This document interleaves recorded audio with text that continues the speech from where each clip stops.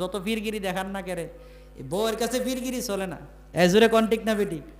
ওই একটা ঘটনা কয়ে লিতাম নাকি তা, এক বেড়া বড় আল্লাহর ওলি আর কি, তো তিনি রাত্রেবেলা তাহাজ্জুদ নামাজের সময় উপর দিয়া আপনার উইরা উইরা যাইতেছে আর কি।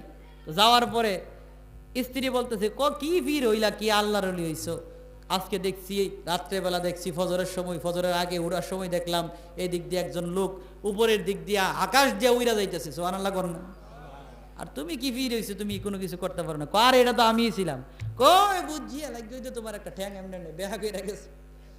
বুঝছি তুমি দেখি এই জন্যই কি একটা ফাঁকনা বেহা ছিল, তাইলে বোঝা গেল স্ত্রীর কাছে ফিরগিরি চলে। আরো জোরে বলুন না, চলে। তাইলে সব জায়গায় ফিরগিরি চললো, স্ত্রীর কাছে ফিরগিরি চলে না। যত ভালো মানুষই হন না কেন স্ত্রীর কাছে। এই জন্য আল্লাহর রাসূল বললেন যে স্ত্রী যদি সাক্ষ্য দেয় আমার স্বামী ভালো ছিল, আর কারো সাক্ষীর প্রয়োজন নাই।